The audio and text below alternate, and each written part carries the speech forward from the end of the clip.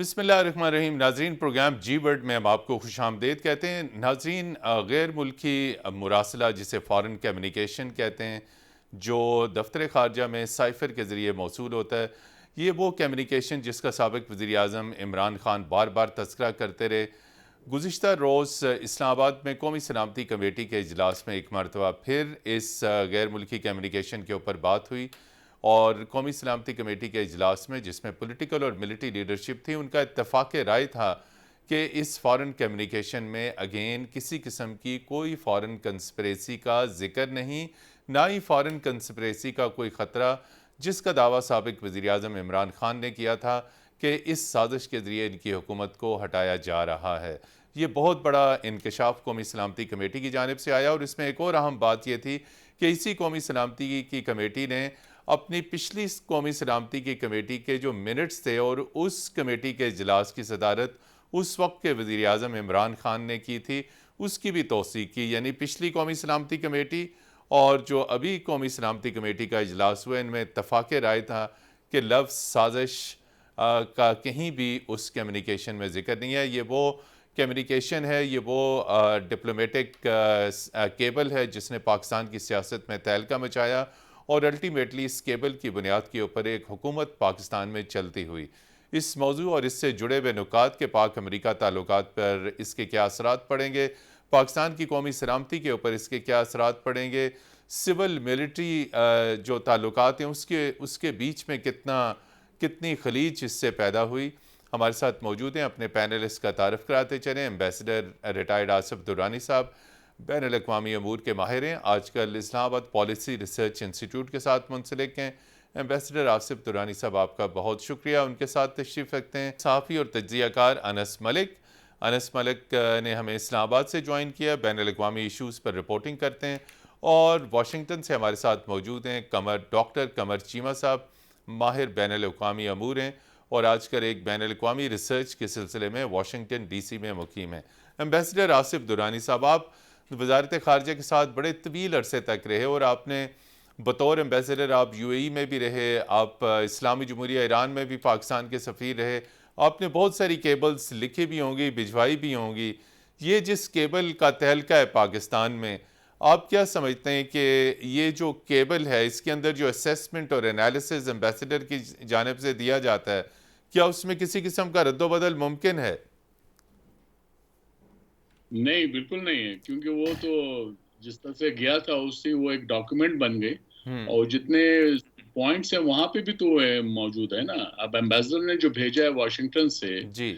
उसने जो cipher Telegram भेजा है, अब ये और ये अगर ये नो कम्युनिके सर्कुलेशन साइफर है, तो वो कम से कम 5-6 पॉइंट्स पे जाता है। हम्म। तो उसमें president, prime minister, foreign secretary, वो तो लाजिम है। उसके और अलावा अस्करी वर्किंग क़यादत को भी जाता है, पार्टी, बिल्कुल।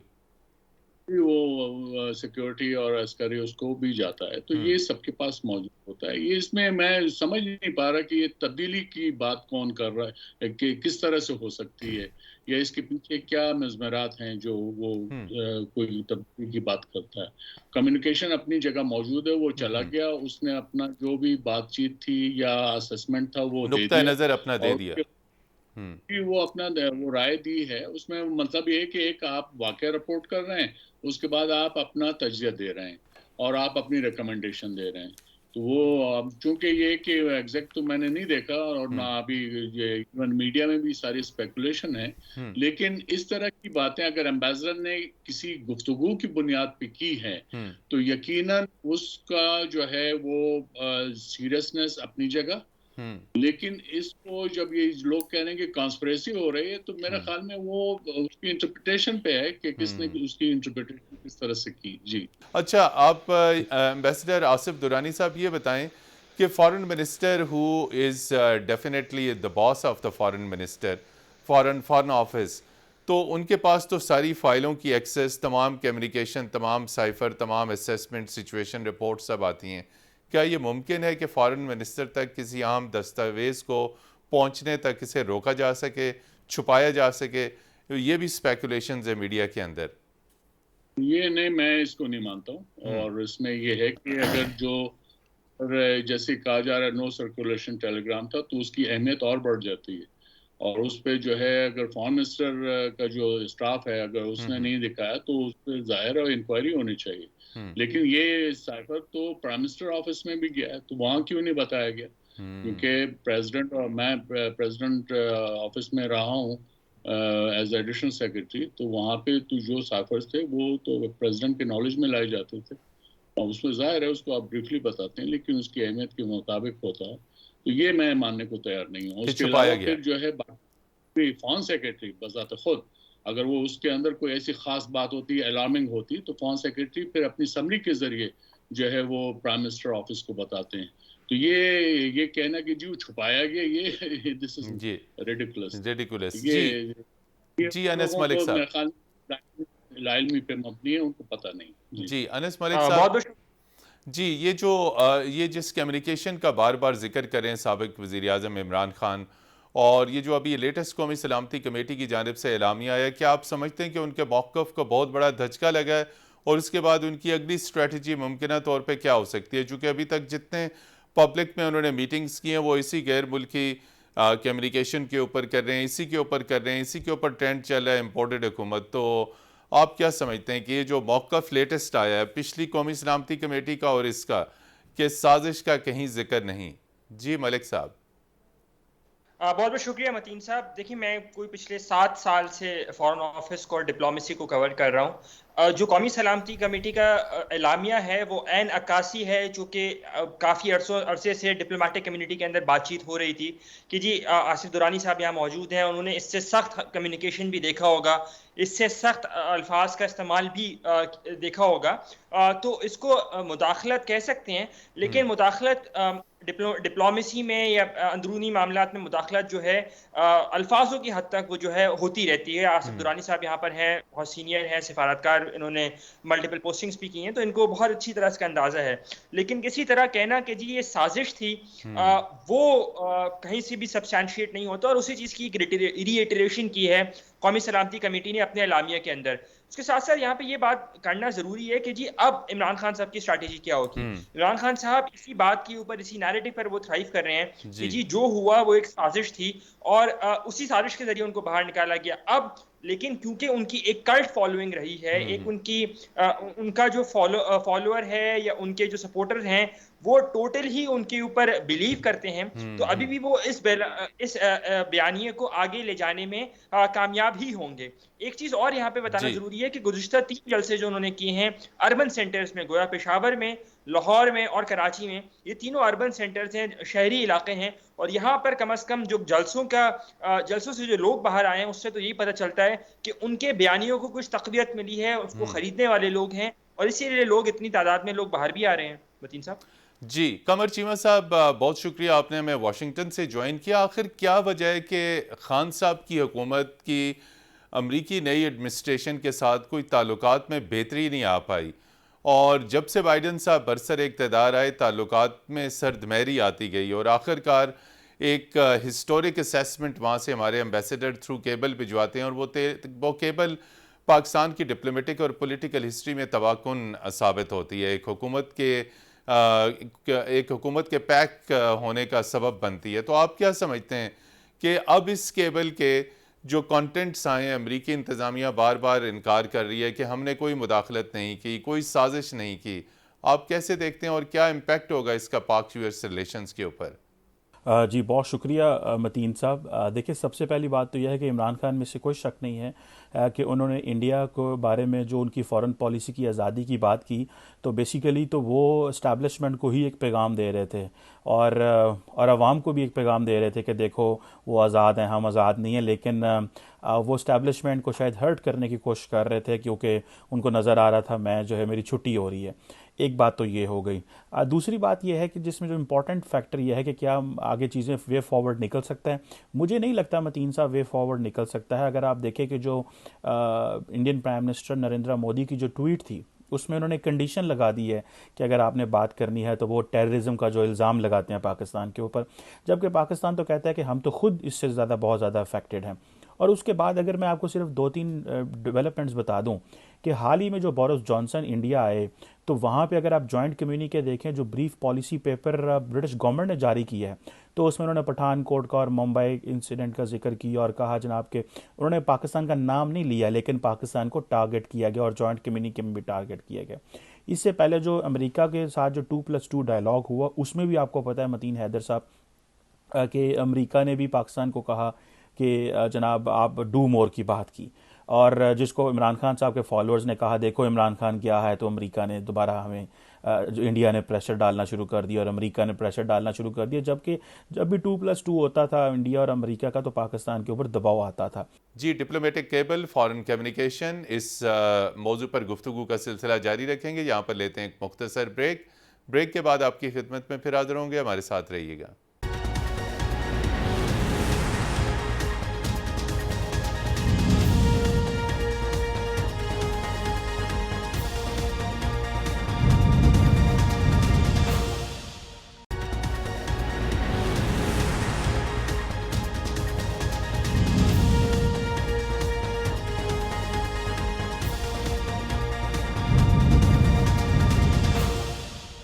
जी नाज़रीन, प्रोग्राम जी वर्ल्ड में एक मरतबा फिर आपको खुशामदीद कहते हैं। हम बात कर रहे हैं उस डिप्लोमेटिक केबल की जो वाशिंगटन से इस्लामाबाद पहुंचाई गई, और इस डिप्लोमेटिक केबल के इस वक्त पाकिस्तान और अमेरिका के ताल्लुकात के ऊपर बहुत गहरे असरात मुरतब हुए हैं। एम्बेसडर आसिफ दुरानी साहब, अगरचे कि अब पाकिस्तान में रजीम चेंज हो चुका है और पिछले रजीम में यानी साबिक वज़ीर आज़म इमरान खान के दौर में इस डेमोक्रेट्स की नई एडमिनिस्ट्रेशन के साथ ताल्लुकात में कोई बेहतरी नहीं आ पाई, आप कैसे समझते हैं? अगरचे के इस केबल के ज़रिए और साबिक वज़ीर आज़म इमरान खान ने जितने स्टेटमेंट्स दिए, पाक यूएस ताल्लुकात के ऊपर यकीनी तौर पर मनफी असरात मुरतब हुए हैं। अब ये नई एडमिनिस्ट्रेशन पाकिस्तान में किस हद तक पाक अमेरिका ताल्लुकात को जो डैमेज हुआ है इसे रिपेयर कर पाएगी? जाहिर है अगर इमरान खान साहब कंटिन्यू रखते तो ताल्लुकात सदमारी का ही शिकार रहते जी। और मेरे ख्याल में ये जो केबल है इसको तो एक बहाने के तौर पे यूज किया गया था। असल बात तो वोट ऑफ नो कॉन्फिडेंस था और वो आपको जाहिर लगता है कि वो 1 महीना पहले जो केबल था वो 1 महीना बाद जो है वो एक सामने लाया जाता है रूल्स बना के जी आप जो है इसको पार्लियामेंट को जो है वो डिसॉल्व कर दें। तो ये this can be an excuse, this is my personal view. लेकिन इसको अमेरिका के साथ जो ताल्लुक, अमेरिका जो है वो मेरे ख्याल में फिर पर्सनालिटीज के साथ नहीं जाएगा, वो मुल्क के साथ जाएगा। उनको पता है कि पाकिस्तान जो है एक अहम मुल्क है, हमारे मसाइल अपनी जगह, लेकिन एक 22 करोड़ का मुल्क है, एक एटमी पावर है। और इसमें मैं साथ में ये भी कहता चलूँ, ये जो साजिश वाली बात होती है, साजिश जो है वो ऐसे केबल के जरिए नहीं पता चलती। साजिश तो जो है वो छुपा के होती है। वो कोई वो अमेरिकन जो है वो ऑफिशियल आपको बोलेगा नहीं कि मैं ये करने वाला हूँ, ऐसा होगा।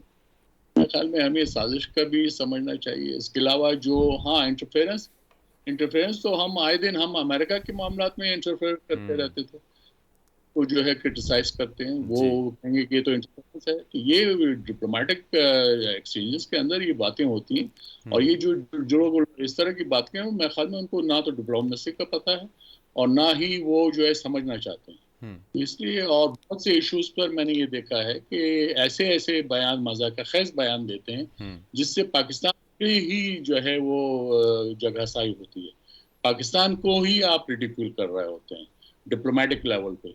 तो इसलिए मेरे नज़दीक ये है कि अगर हमारे लीडर्स जो हैं वो लिखा हुआ टेक्स्ट पढ़ें तो वो उनके लिए ज़्यादा अच्छा होगा, अगर आप अपने आप को डिप्लोमेटिकली रेलेवेंट रखना चाहते हैं।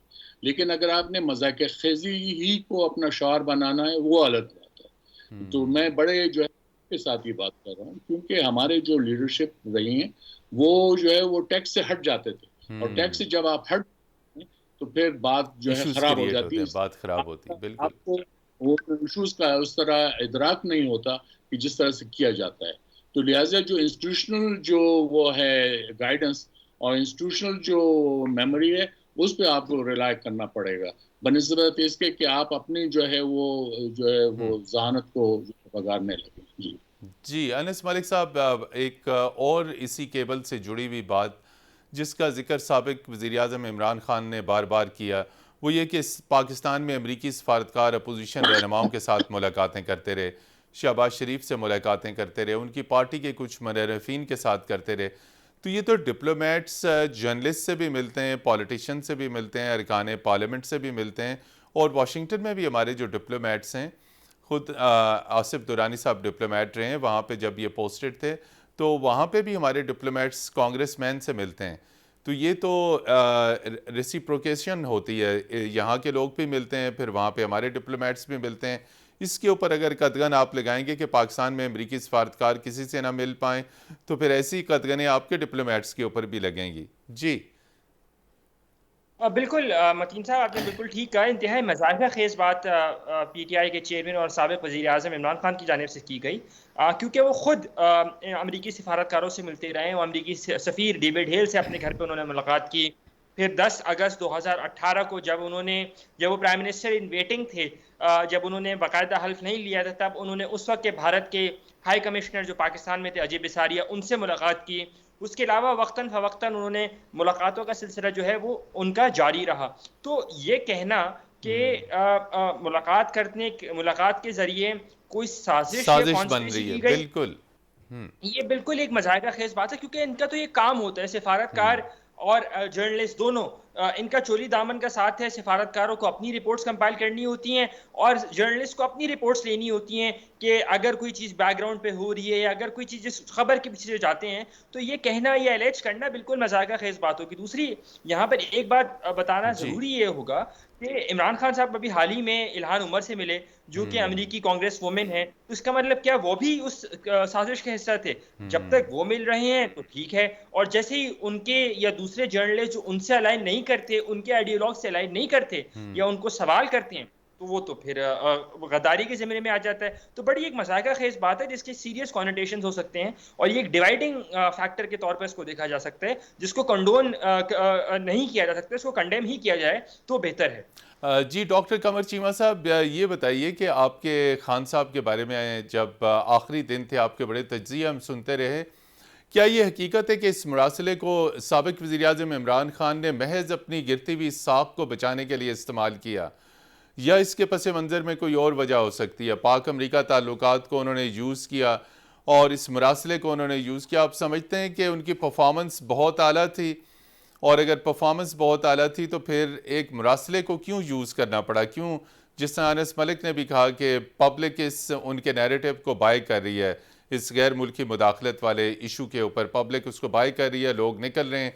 सुन रहे हैं। तो आप समझते हैं कि महज मुरासला जो है वो उन्होंने यूज़ किया अपनी गिरती हुई साख को बचाने के लिए, या इसके पस मंज़र में कोई और भी कहानी हो सकती है? देखिए मतीन हैदर साहब, जो इस वक्त ये मरासले का जिक्र है उससे तो हमें पता चल गया।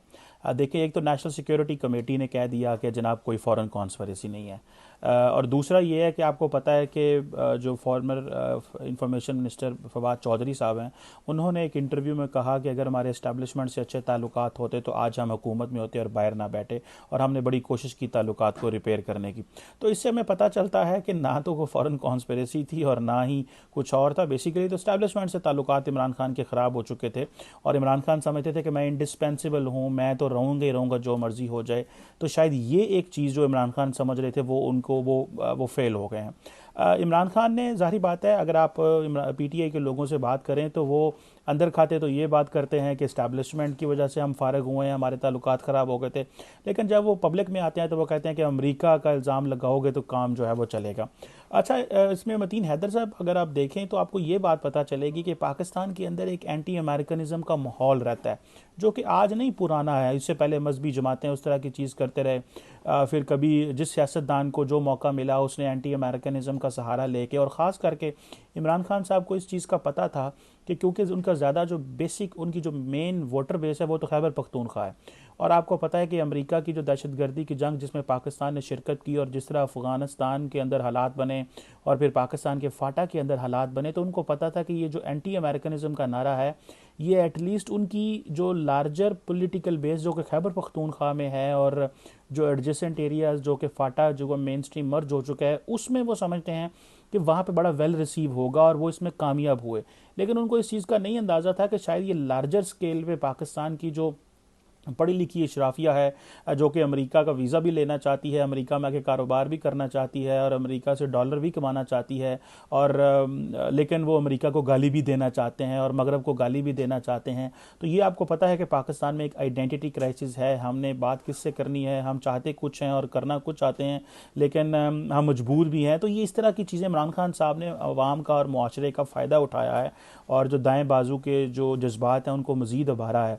तो ये आपको पता है कि इमरान खान साहब जो है वो एक पॉपुलर लीडर, तो इसमें कोई शक नहीं है, और उन्होंने इस जो टर्न जो ट्विस्ट है इसको भी उन्होंने एंजॉय किया।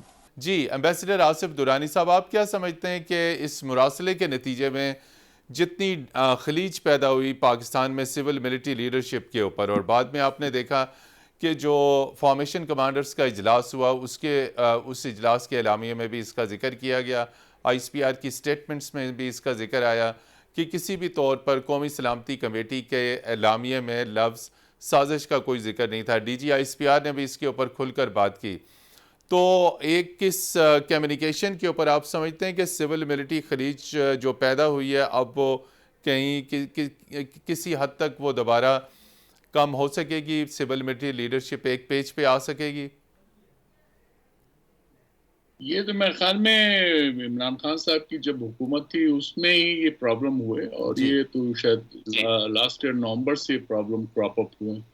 जब तो से अभी के DGISI की अपॉइंटमेंट का इशू आया, बिल्कुल। जी तज्जिए आ रहे थे उसी कॉन्टेक्स्ट में। लेकिन मैं ये समझता हूँ कि असल चीज़ ये है कि जब वोट ऑफ नो कॉन्फिडेंस आ गया, वो एक डेमोक्रेटिक प्रोसेस है, उसको इस साजिश के साथ लिंक करना मेरे ख्याल में वो बात बनती नहीं है। और इसके अंदर जो है वो डेमोक्रेटिक स्पिरिट यही होनी चाहिए थी, और खान साहब खुद एक स्पोर्ट्समैन रहे हैं, तो स्पोर्ट्समैन स्पिरिट भी यही होती है कि आप जो है उसका मुकाबला पार्लियामेंट में करते हैं। डेमोक्रेसी क्या है, वरना तो फिर ऑटोक्रेसी आ जाती है, वो तो फिर किसी मानते, किसी रूल को नहीं मानते। आपके यहाँ एक अगर आपने कॉन्स्टिट्यूशन वो मौजूद है कि यू कैन वोट आउट, आप नो कॉन्फिडेंस के जरिए, तो वो एक इस्तेमाल हुआ। अब उसमें आप जो है इल्ज़ाम तराशियां करें तो उसकी भी कोई हद नहीं है, और लेकिन अगर आप डेमोक्रेटिकली उसको तस्लीम करके चले जाए तो मेरे ख्याल में खान साहब का प्रेशर और बुलंद हो जाता। अगर वो वोट कॉन्फिडेंस में वहाँ शिकस्त कबूल करते और अपनी एक स्पीच देते, फेयरवेल स्पीच, आप सोचिए कि उसका क्या होता। और मुझे नहीं मालूम कि खान साहब के मीडिया मैनेजर्स जो हैं उन्होंने उनको ये रास्ता क्यों दिखाया कि वो कन्फ्रंटेशन करें, और उसके बाद फिर मुल्क के अंदर है जानी कैफियत हो, मुल्क के अंदर जो है इक्तिसादी लिहाज से आपने देखा डॉलर का क्या वैल्यू चला गया नीचे, और ये चीज़ें ज़रा दूरअंदेशी की हैं।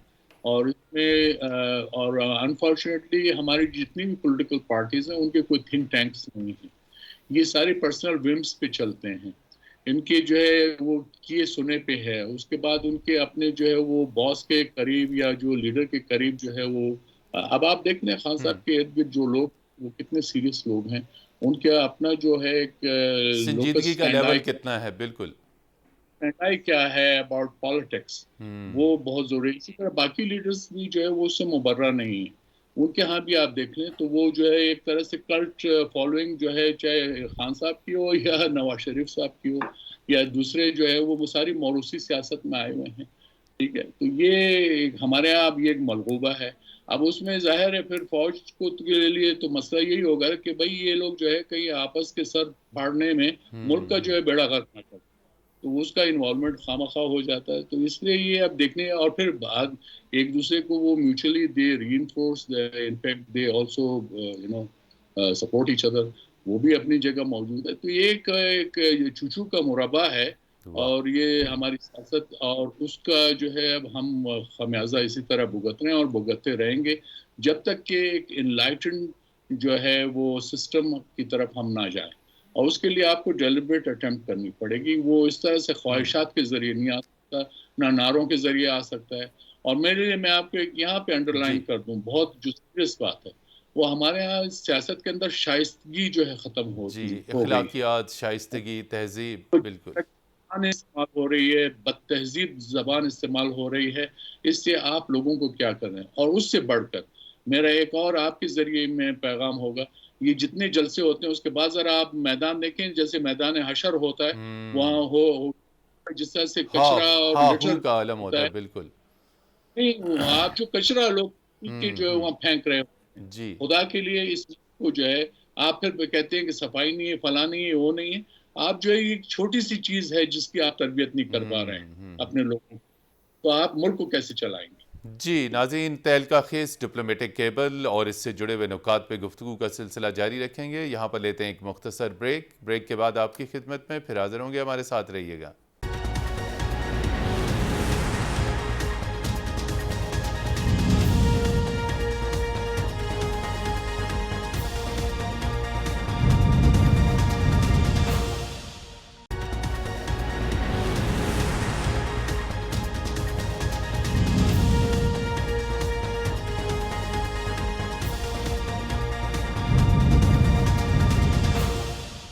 जी नाज़रीन, प्रोग्राम जी वर्ल्ड में हम आपको खुशामदीद कहते हैं। प्रोग्राम के आखिरी सेगमेंट में अब हम बात करेंगे कि इस डिप्लोमेटिक केबल के नतीजे में जितने पाक अमरीका ताल्लुकात डैमेज होने थे वो डैमेज हो चुके, जितना दफ्तर खारजा को नुकसान पहुंचना था पीटीआई से वो पहुंच चुका।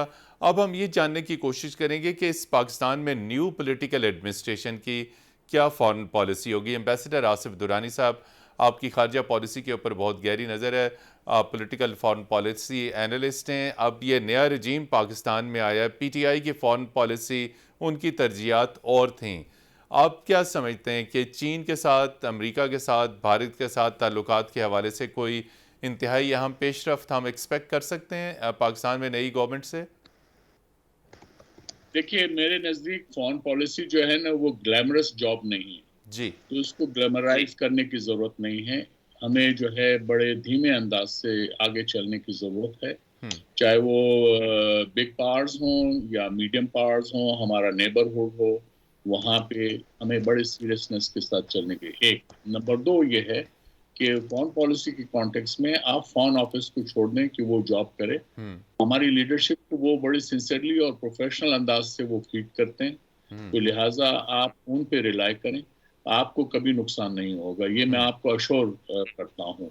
तो ये बहुत ज़रूरी है। फिर ये है कि खाली अमेरिका के साथ हमारे ताल्लुकात नहीं, हमारे बाकी दुनिया के साथ भी ताल्लुकात हैं। और अगर आपको याद हो तो अमेरिका के ज़माने में जब हम इसके एलाय होते थे तो हम पे वो हर किस्म की इनायत जो है कि बारिश होती थी, लेकिन जो ही अमेरिका जो है वो उसके जो है मकसद हल हो जाता था तो हम पे सैंक्शंस लग जाती थी। जी। तो हमने सैंक्शंस की भी जो है वो पीरियड गुजारे हैं 10-10 साल के।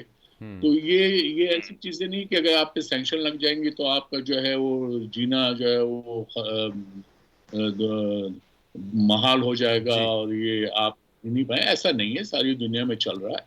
इस आपको खाली अमेरिका नहीं, चाइना, रशिया, बाकी जो मीडियम पावर्स हैं उनके साथ भी बराबरी के और उनके भी अपनी ग्रजेस है अमेरिका के खिलाफ, उनको भी जो है नजर रखना है। तो अमेरिका को आपने जो है अपना यानी बिल्कुल ही वो माई बाप ना बनाए, माफी चाहता हूँ मैं अपनी जबान पे, लेकिन उसको ये ना करें प्लीज। आप जो है बैलेंस्ड वो रखें और उसमें लीडरशिप जो है उसको फॉरेन पॉलिसी को ग्लैमराइज ना करने दें, उनको ये जो है स्ट्रिक्ट ऑर्डर्स होने चाहिए और उससे बढ़कर हर कोई जो है वो खारजा उमूर पे तबसरा ना करे।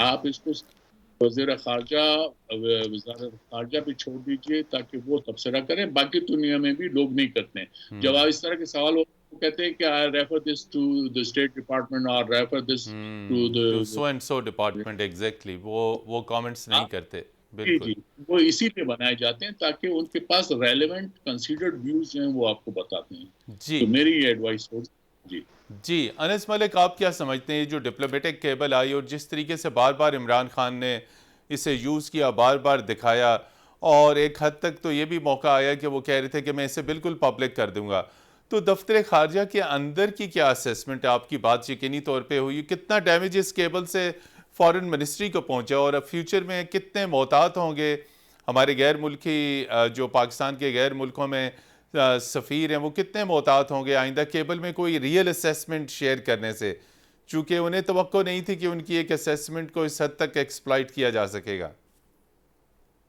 बिल्कुल, देखिए डैमेज तो बहुत बड़ा है, डेंट जो है इसको अनडू करने में जो है वो शायद साल ही लग जाएं, क्योंकि खबरें जो हैं या असेसमेंट्स जो हैं वो डिप्लोमेट्स को इनफॉर्मल मीटिंग्स में मिलती हैं। फॉर्मल मीटिंग्स के अंदर जो है वो कुछ सिर्फ नहीं और मिल सिर्फ नोट सकता। टेकिंग हाँ। और ऑफिशियल कम्युनिकेशन ही होता है। तो इस वजह से जो इनफॉर्मल मीटिंग्स हैं उसमें लोग जो हैं काफ़ी ज़्यादा मोहतात होंगे, और ये एक कंसर्न है जो रेवरबेट भी किया है वजारत खारजा के अंदर सीनियर अफसरान की जानिब से, दोनों हाजिर सर्विस और रिटायर्ड अफसरान की जानिब से भी, मुताल्लिका इदारों को और फॉरेन सेक्रेटरी को, सेक्रेटरी खारजा को भी इस केबल को लेके जो भी एक्सप्लॉयटेशन की गई उसके मुताल्लिक कि जी आप अपनी फॉरेन पॉलिसी को आप अपने सिफारतकारों के हाथ पांव बांध रहे हैं और फिर आप उनसे टू मच एक्सपेक्ट करेंगे। तो इस सारे मामले के अंदर जो है वो आप वजारत खारजा को पीछे धकेला किया है, और अब उनको अपने पांव पर खड़े होकर दोबारा आना और फिर दोबारा से उसी मोमेंटम को लेने में काफी टाइम लगेगा, क्योंकि इमरान खान साहब ने पहली मर्तबा ये नहीं किया। पिछले साल 6 मई को, जब अगर आपको याद हो, जी। जब फॉरेन ऑफिस की मीटिंग थी डिप्लोमेट्स की, और उसमें जो कंपैरिजन किया गया था पाकिस्तानी डिप्लोमेट्स का एक पड़ोसी मुल्क के डिप्लोमेट्स के साथ, उससे काफी ज्यादा मोराल नीचे गया था। और अब ये जब केबल को लेके बात की गई तो टाइम लगेगा, चैलेंजेस काफी ज्यादा हैं, लेकिन वक्त कम है इस गवर्नमेंट के पास डिलीवर करने को, और उसी के लिए इनकी कोशिश यही होगी कि जी सबको साथ लेके चलें। जी, डॉक्टर कमर चीमा साहब, साबिक वज़ीर आज़म इमरान खान बार बार अपनी आखिरी स्पीचेस में भारत की फॉरेन पॉलिसी की बहुत तारीफ करते रहे, जिसे यकीनी तौर पे पाकिस्तान की इस्टेब्लिशमेंट ने कभी पसंद नहीं किया। तो आप क्या समझते हैं, आप पाकिस्तान में एक ऐसी मखलूत हुकूमत है जिसमें डिफरेंट पॉलिटिकल पार्टीज हैं, पीपल्स पार्टी और मुस्लिम लीग नून का झुकाव यकीनी तौर पर भारत की तरफ है। आप क्या समझते हैं, इस न्यू पॉलिटिकल एडमिनिस्ट्रेशन में पाकिस्तान इंडिया ताल्लुकात में कुछ ब्रेक थ्रू होता हुआ आप देख रहे हैं? इससे पहले मैं एक और बात बताऊं, पाकिस्तान के मीडिया ने और डिप्लोमेटिक सर्कल ने जिसको इग्नोर किया, कि जब जापानीज प्राइम मिनिस्टर किशिदा जो हैं वो भारत आए, तो जो जॉइंट कम्युनिके आया था, उस जॉइंट कम्युनिके में पाकिस्तान को नाम लेके जापान और पाकिस्तान, इंडिया ने कहा जी कि पाकिस्तान जो है वो जो हम पे इल्ज़ाम लगाया जाता है दहशत गर्दी का, कि वो बंद कराई जाए। सो मेरा ख्याल है कि अगर चीज़ें ये कहा जाए कि मामला ठीक होंगे, मुझे तो मामला ठीक होते नहीं लगते और ब्रेक थ्रू होता हुआ नज़र नहीं आ रहा। और भारत क्यों हमें ब्रेक थ्रू देगा, जब उनको पता है कि पाकिस्तान की इकॉनमी बड़ी कमज़ोर है, पाकिस्तान की नई हुकूमत बनते ही जो फाइनेंस मिनिस्टर हैं वो IMF के पास चले गए हैं। तो अगर भारत और पाकिस्तान की नॉर्मलाइजेशन होती है तो इससे तो इकॉनमी का पाकिस्तान को बड़ा एडवांटेज मिल सकता है, जो पॉलिटिकल स्टेबिलिटी को मजीद एडवांटेज मिल सकता है। तो ये भारत जो हमें ब्रेक थ्रू नहीं देगा, मेरा नहीं ख्याल कि किसी किस्म का ब्रेक थ्रू होगा। भारत से आप बात तभी कर सकेंगे जब आपको अब एक मजबूत पोजीशन पे होंगे, अदरवाइज भारत के साथ एक अच्छा डायलॉग नहीं हो सकता। जी, बहुत शुक्रिया। डिप्लोमेटिक केबल और इससे रिलेटेड जुड़े हुए नुकात, और जिसका पाकिस्तान की कौमी सलामती, पाकिस्तान की खारजा पॉलिसी के ऊपर गहरा असर पड़ा। हमारे साथ मौजूद थे एम्बेसडर आसिफ दुरानी साहब, सहाफ़ी और तज्ज़िया कार अनस मलिक साहब, और वाशिंगटन से बैनुल-अक़वामी अमूर के माहिर डॉक्टर कमर चीमा साहब। आप तीनों हज़रात का बहुत शुक्रिया। प्रोग्राम जी वर्ल्ड की टीम को अगली इतवार तक के लिए इजाज़त दीजिए। खुदा हाफिज़।